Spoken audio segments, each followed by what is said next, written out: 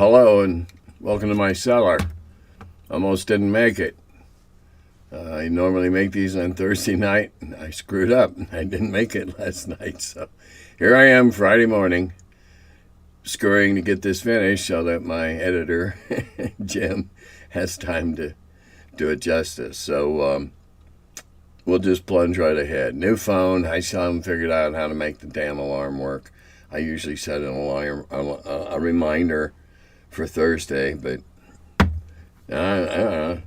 Got to go back and figure out what I did wrong with the phone, I guess. So, all right, we'll jump right in anyway. I'd love to play that Shogun game. I remember seeing it and being interested in it back in the early 1990s at a bookshop. It's fun, and don't get me wrong, it's a fun game. And I believe it's the reason that I believe, if I remember correctly, it had counters. And it's the reason that I got some of the magnetic counter holders. Then I got a piece of sheet metal and turned all the edges so it was safe and put the map up on there, and then that way we didn't have to finish the game. We could play again. It's kind of riskish in that, you build up and then you try to steamroll. But it's also got enough other things in it to make it not just another risk game. I enjoyed it. I no longer have a copy, but I'm not tremendously sad over that fact. But it was fun. G'day, Tim. Just wanted to share a little story. This week I had to stay home with my 5-year-old son. He asked me to play the Dungeons and Dragons. He hasn't ever played before, but he regularly picks through Dad's game room. We played a very rules-free form. He rolled his 6 stats, 3d6, and I asked him questions about what kind of character he wanted to play. He ended up creating a kind of nature-loving paladin type. It was fun. It made me realize again just how fun kids are to game with. So much freer than older players at times. I'm sorry he made one mistake. He wanted to play an orc, who is named Mr. Orc. His quest, self-appointed, is to buy a dragon.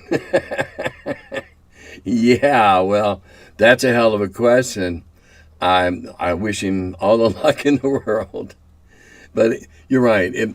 Playing with younger players whose imaginations haven't been curbed yet, who haven't been limited yet, who haven't gotten to a point where they're cautious about just letting it flow freely, it's a boatload of fun, and it's kind of a battery recharger. I enjoy. When I was going to cons and running con games, I would purposely run one or two where young players were welcome. I always had at least one where it was grown-ups so we could be grown-ups, but I enjoyed the ones with younger players, 12 and up.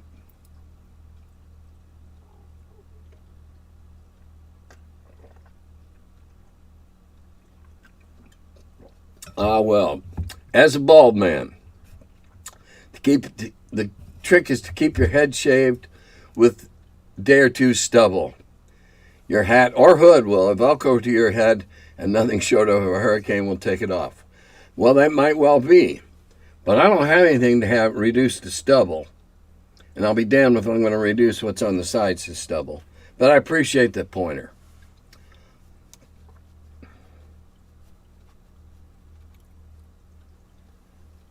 My DM had a false rumor that ended up getting his NPC whipped to get information.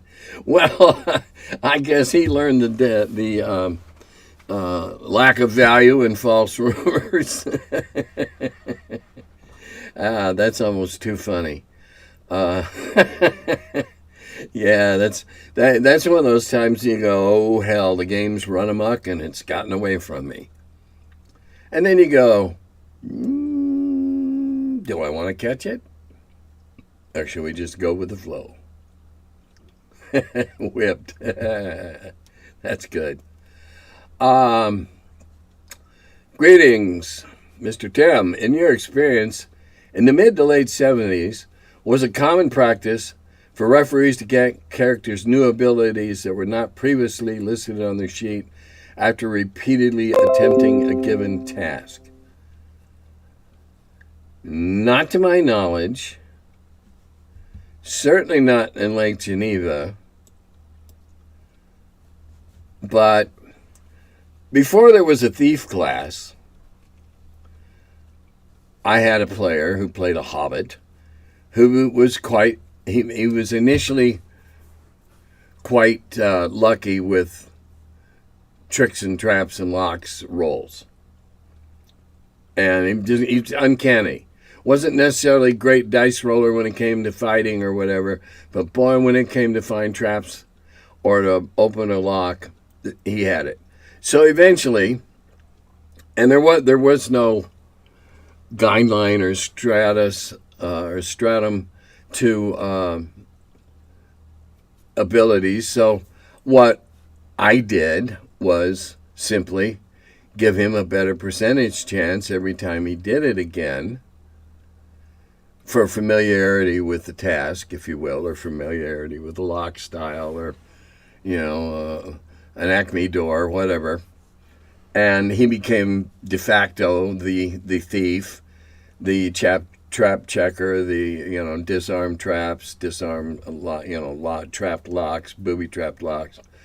So he became the thief, but only because he kept, every time he did it successfully, I gave him a better percentage chance the next time. Until after a while on simple locks, yeah, he got it. He had 95% chance on a simple lock. Yeah, sure, Hobbit would open it. We called him Hobbit. He was actually about 6'2".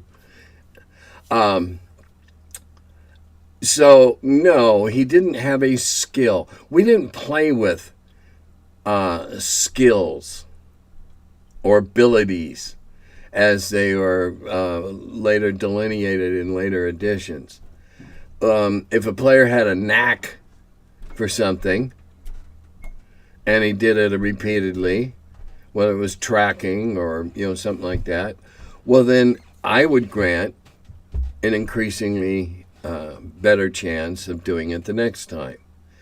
But that didn't make him a tracker. It didn't make him a burglar. We didn't play with skills and abilities. We did, well, for one thing, they weren't part of the game. For another part, I wouldn't use them today. Of course, we don't have to in OD&D or First. But I wouldn't use them today. I don't like the concept behind it. You aren't given a knack, you learn it, you earn it, you achieve it. But anyway,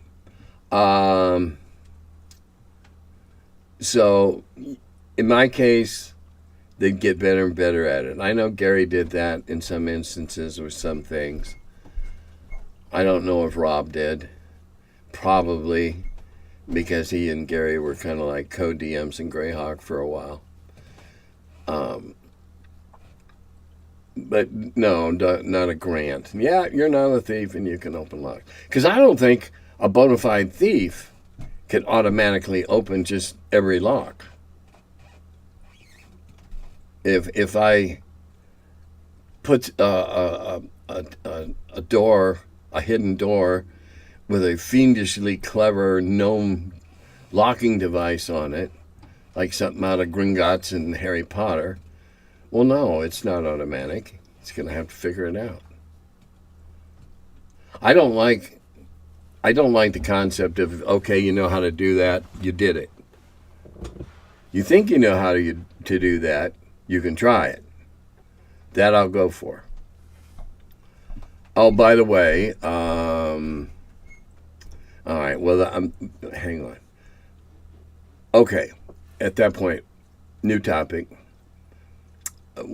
I did a pick. It wasn't a drawing. It was a pick. I do have a winner of the 2 Floki mugs, 1/2 scale, from the Patreon, and it will be announced next week. What I did was I counted, and I pick the chit. Now I got to see which chit that name is, but it has been picked. And speaking of Patreon, I really do rely on that to supplement. My Soch got banged by $175. I get less than I used to, which is a bite, let me tell you. So I really do appreciate the Patreon supporters that have been with me all this time. I'd like to get some more of you to do that, and I have come up with a reason, and that is that once a month, and I have 2 other people reminding me, once a month I'll do a short video.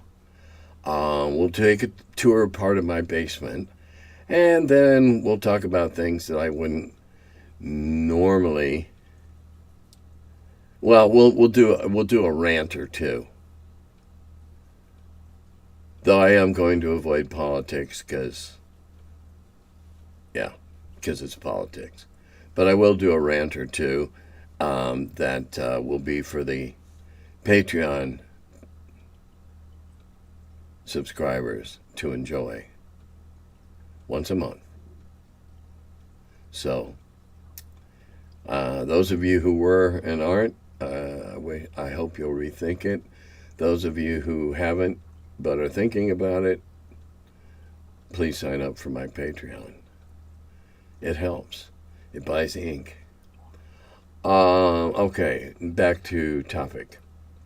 Sort of relating to dungeon ecology. When you were designing a dungeon, how much time and effort do you devote to the predetermined reactions of the inhabitants? As if a fight breaks out in the dining room, two rounds later, the Orc Chef wielding Orc Chef wielding a cleaver and his 2 goblin helpers emerge and join the fight. Or you just tend to wing it and perhaps let a die roll determine who and what was drawn to the sound of the combat. All right. I'm having trouble with the chef and the assistants as an example, but I would, as I was devising and putting something there, I would decide it was old or young, crippled or hale, kind of attitude. I kind of let the dungeon, the monster manual go on, influence my attitude. But then it isn't always cut and dried.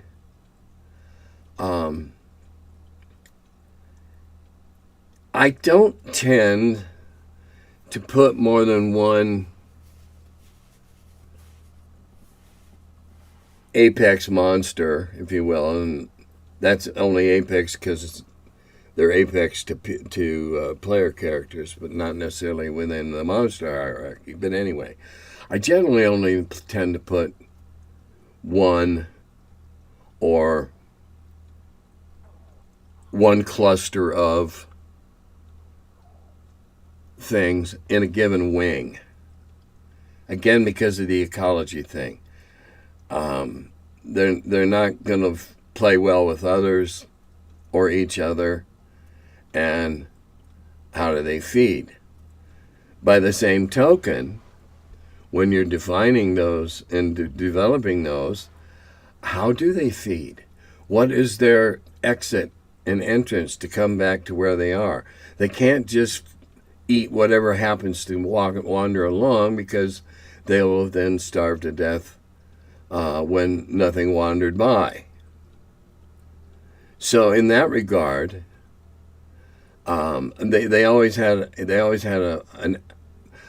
it was often a secret passage that only they knew about and nothing else, and only they used, and only under the most extraordinary set of die rolls would the player characters become aware of it, and then perhaps or perhaps not be able to use it themselves, depending on things like accessibility and size and what have you. I didn't ever just put something in there like it was just sitting in stasis. Though I have put things in rooms in stasis and various possibilities to break that stasis, both to your advantage and not to your advantage. But I very often, yeah, I use the dice a lot. And ask anybody who's played in my wheel games or the players that are in my ongoing Okinawa. They roll dice a lot, and I roll dice a lot. I roll dice a lot because I want to let the dice determine what's going to happen, rather than my perceived storyline. I've had occasions where where a party has wandered by a hidden door or open, whatever, and there's 5 or 6 nasty things on the other side.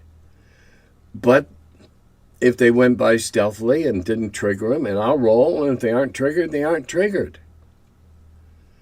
It's like the epic city robbery game that I ran out in Boston, well, not at TotalCon that year. Everybody, things happen, things don't happen. I couldn't get a roll to save my soul to have the city watch interfere with them, or even stop them and ask them where the hell you going with that giant shiny keg. Not once. They were there.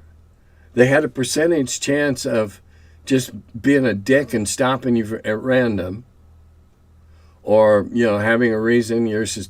Certainly they were doing suspicious behavior, but the dice said no. They got away with it, and it made it for great fun. So I use the dice a lot. Arguments could be made that we are shamans, us DM, and we throw our bones and feathers and deserve the fate of nations. But we know that to be silly. Okay, now I want to add an HOA into the various neighborhoods in Greyhawk. Lord Mayor Neroff Gaskell is not the sort who would pass up an opportunity to collect a cut of the HOA dues in the city. What game system are you using for the new Okinawa campaign? I'm using what I always play, that sweet spot between O and First, combining what I like of both. And we're playing in the 2 Lost Adventures that I wrote for Gary Cahn's 1 and 2. So it's pretty basic. A lot of hack and slash. There's some thought involved. They managed to do some clever things in the first half of this, or first 2/3, and they managed to do some clever things that avoided other painful results or circumstances.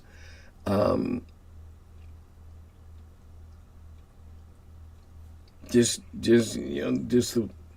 that amber that I'm frozen in, right there between 1 and 2, where less is more. If you like it, use it. If you don't, ignore it. I like to think it is Dungeon Master laissez-faire. Just do as I please. Okay. Yeah, and I imagine if you were playing in the city of Greyhawk, anything to grift some more money could be justified. All right. Question. What is the origin of the purple worm? Answer. I don't know for sure. It was a thing when I came to D&D. It might have been one of the little plastic monsters out of one of those little bags that Gary found at the Five and Dime. I don't know if it's not something out of a book that maybe both of us read and I don't remember it. I can't say for certain, though. What's the origin of the purple worm? Gary's brain. Unlike the worm that's purportedly eating our health secretary, Kennedy Jr.'s brain. I think he still's got worms. But we're not going into politics. That was medicine. Okay. Always on initiative. Shadow Dark has always on initiative as a base rule. I didn't really like it until it was explained to me later. Kelsey Dion said she added that rule for exactly what you mentioned in your last video. Some players, not just females, get left out while the loud or outgoing people run the show. How does it work? Let's say you're dungeon delving, always on initiative, using that. The dungeon master asks Meat Shield what he's going to do. And he says, I'm going to go check out the chest by the throne.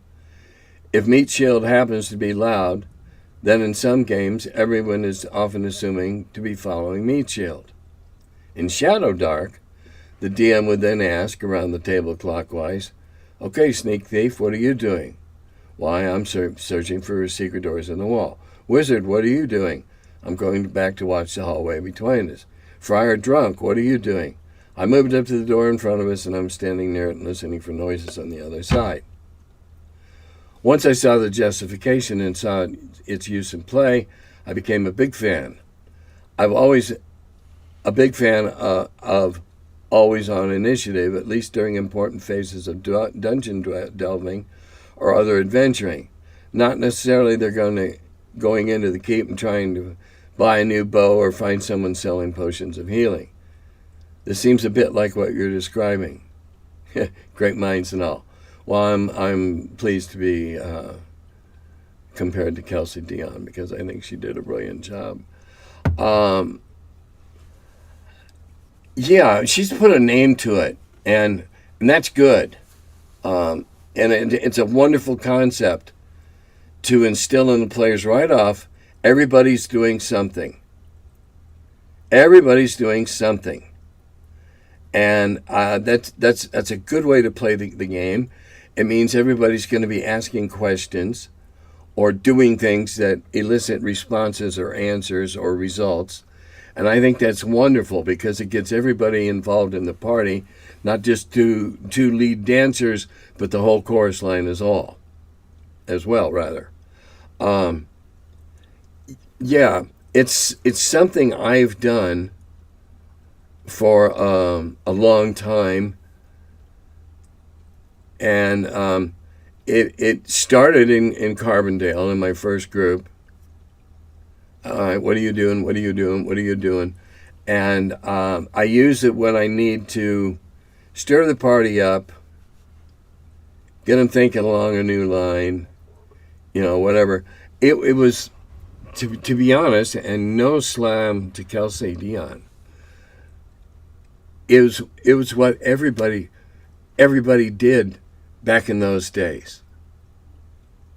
If you had a clamor from the group, it was so-and-so's going to go do this and so-and-so's going to do that, and this person's watching the door, and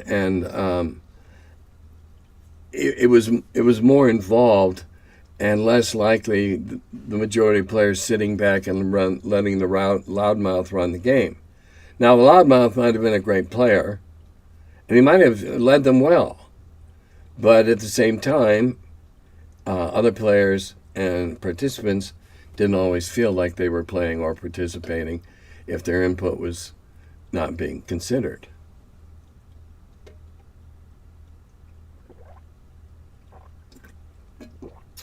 So kudos to you, Kelsey, for writing it in. Now, what I often call initiative could often just as often be called reaction. Confrontation occurs, everybody rolls a 10-sider. Okay, now we begin the dance. But I like that. I appreciate that being written in as part of the skeletal framework of the game, and more importantly, how to play the game. How to play the game. Speaking of playing, played the wheel with the Okinawa crew last week. 5 new players, and we had a ball. And I understand that some of them are clamoring on, "When can we do it again?" It seems that we play the wheel about every 3 months, and now we're playing the campaign once a month. And when you consider how difficult it is to coordinate all those people over there, I'm not surprised that we can't. It's hard to do it more frequently. I'm not surprised.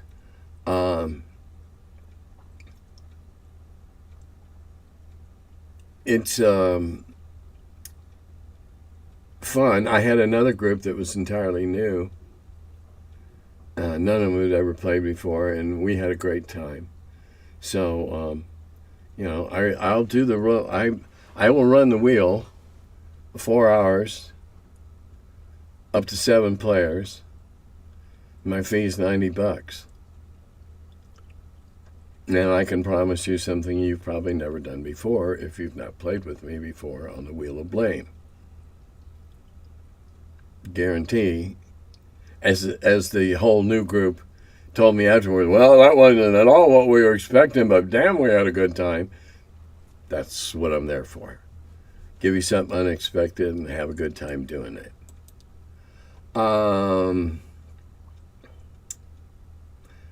Yeah, I love playing with new folks too. I love it. I spend a lot of time watching faces, which I know it unnerves some of the players at my table, especially newbies. It unnerves them a little bit. But I enjoy watching facial reactions. What flashes across in an instant. It's gone. I love watching the light bulb come on. I understand. I love that. I got the same rush out of seeing a student get something. Just me. Greetings and salutations. I've been watching you with my Saturday morning coffee for a while now. I just wanted to say it's great to see you and your family, from what you mentioned about them, doing well. I too am getting old and have retired. I refuse to use Facebook, and I try very hard to limit adding credit cards to websites. So I hope you'll forgive me for not being on Patreon either. I'm wondering, is there some other way to get questions to your team for the show without either? Well, you're on YouTube. Questions go to me. I have no team of answerers. It's me and Jim. And I'm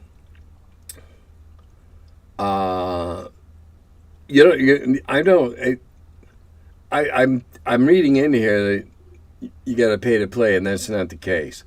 A very, very lamentably small percentage of the people who watch every week are Patreon members. This comment says is fine.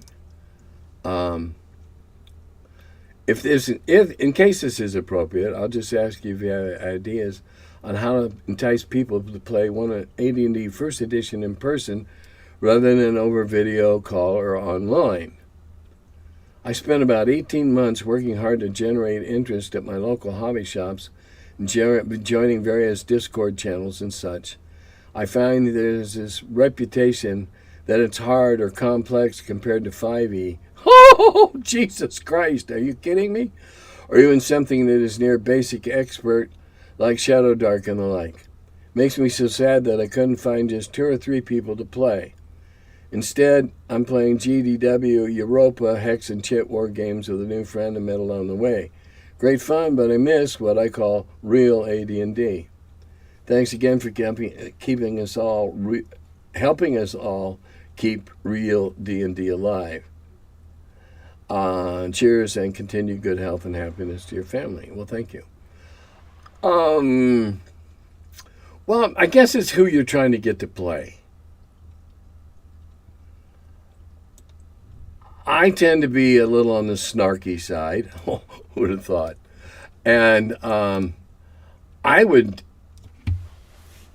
challenge. I would dare. I would taunt. Oh yeah, why don't you come see?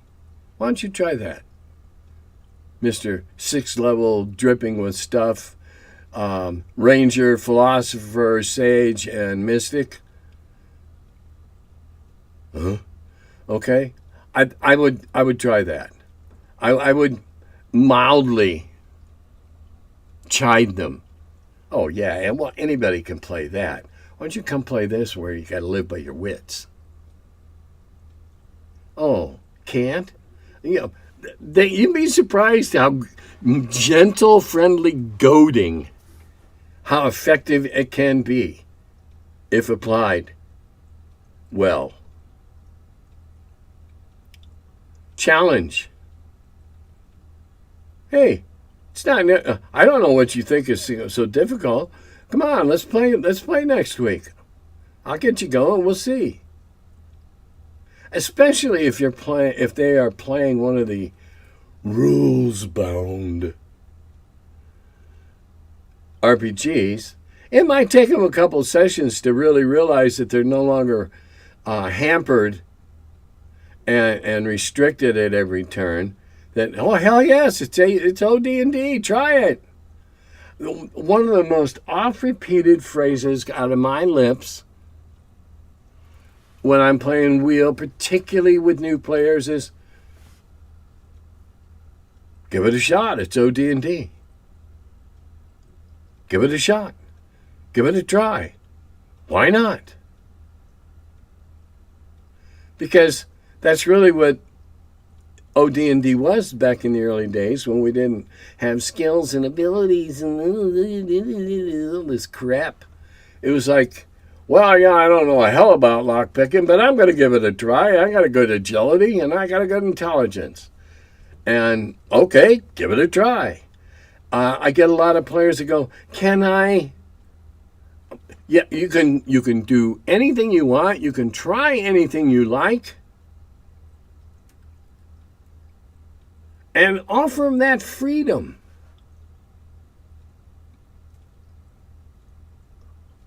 Offer them that cornucopia of choice that is the older rules. Play like you want to play. Do what you want to do. Give it a try. I think people that are playing the later editions that think OD&D is hard have it just backwards. OD&D is easy. Give it a try. Give it a try. Now, what'll freak some of them out is if you take them back and start them with, level 1 or level 2 characters.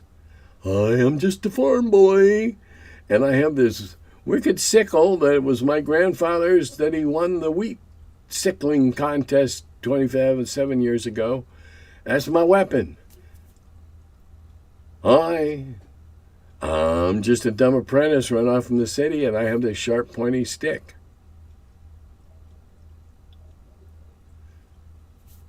That ought to scare the hell out of them.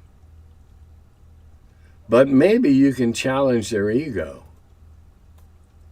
Oh, well, maybe it is too tough for you. See what kind of response you get there. I don't know. Again, this is such a situational response. It would depend on the people. If it's a group that's generally up for a challenge, I challenge them. If it was a group that was relatively malleable,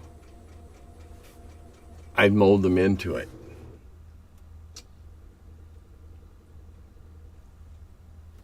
Your mileage may vary. I don't know your group, so I can't say one way will work over another. but that's the best I can give you. Kind of excited. Now, we're done with the comments. Kind of excited. There's going to be a convention across the river in Covington, Kentucky next spring. And they're going to be heavy on cosplay, which is fine. I understand. Well, I recognize that a lot of grown-ups like to play dress-up. And that's fine. And I don't mean that in a derogatory sense. That's their enjoyment of the hobby, just like people like to wear medieval garb and go spend 2 weeks at the Renaissance Festival north of here. That's fine. It's another form of gaming. It's another form of expression. And I will never knock another form of expression as long as it's, not harming individuals. I'll never do that. And so there's a lot of cosplay. And there's going to be a lot of later edition stuff of various games. D&D is only a very small part of it. But I've talking to the organizers about maybe doing a seminar or a panel or something about old school versus new school, rules light versus rules heavy, and advantages and disadvantages to both. That's what I'd like to do. And I told the organizers if they want to sell off seats for a charity or something for a VIP game, I'll run a VIP game for them. But it'll be fun. It's just across the river. It's not driving to Lake Geneva or Battle Creek or Madison, because that's just getting to be too long a haul. If I had a chauffeured service, hey, if somebody's paying for an Uber, hey, but no, in this case, no. And I'm going to get a Gemini.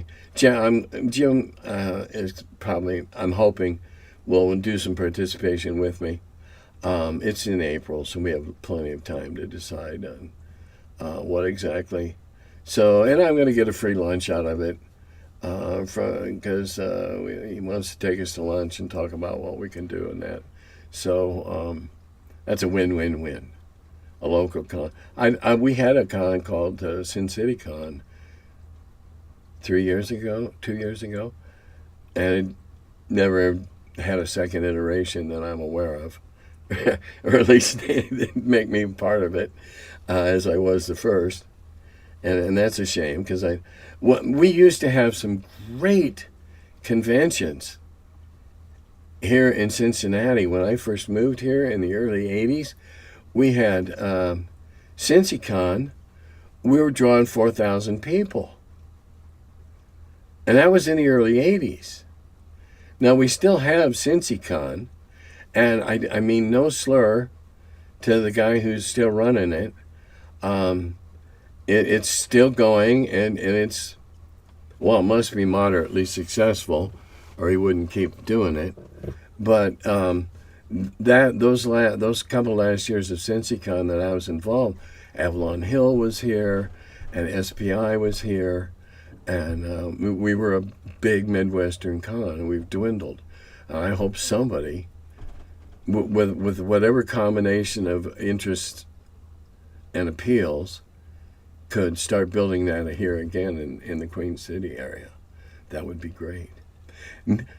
Now, having fulfilled, I've answered all the questions, all the comments, and now I have something to give to Jim. So next week's the big name announcement. Drum roll. I can drum roll. So until then, I'll just say, Dodada Govi.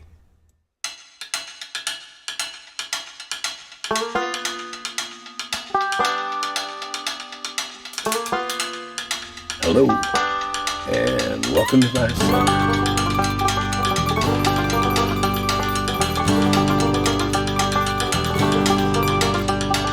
He's the curmudgeon who wrote about the dungeons. Now he's the feller, live from the cellar.